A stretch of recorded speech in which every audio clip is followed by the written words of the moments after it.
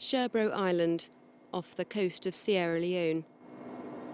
There's not much in the way of infrastructure here. Most islanders make a living selling fish at markets on the mainland. But that's a way of life that's become more challenging. Because here normally what they do here is fishing. After the fishing, they pack the fish, they use transport boats to the other areas where they can access food. But now, because of the Ebola crisis, now people no longer go to those parts of here because most of the areas have been isolated.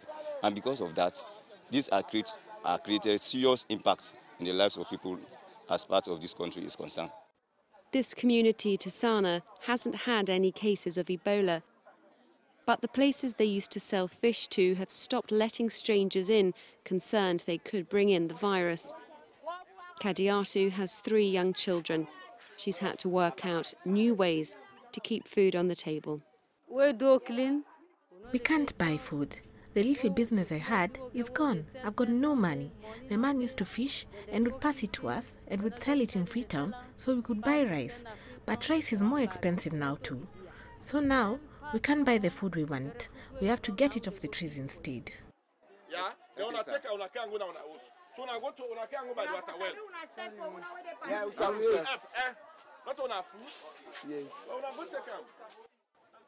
Aid agencies have recognised the growing food insecurity problem here. Tommy Beer is one of 180 people getting emergency food rations for their households. The sacks of rice, lentils, soy mix and bottles of oil have been dropped from the sky by British Army helicopters. A modern-day manna from heaven that Tommy tells us he'll use to help feed his 4 children. Over the next 2 days, about 200 tonnes of food aid is going to be distributed to this local community and to others surrounding it. And as it's based on an island, helicopter is the only way that aid can get here. And with no roads, once the helicopter has left, the food has to be carried in by local volunteers. Aid officials say one of these big bags contains enough basic food items to sustain 8 households for 30 days. But back at the village, the food gets divided up.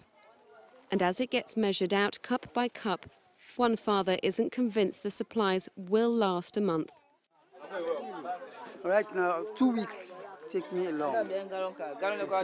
For a bag of rice is not enough for us. I need more bags of rice, even 8 bags, 10 bags. Or even that is not enough for me because I have many family. Although difficult, the situation in Tisana isn't as bad as other locations on the mainland. There's concerns that some communities under Ebola quarantine don't even have enough food to feed their families for a day. Katerina Vitozzi, CCTV, Sherbro Island.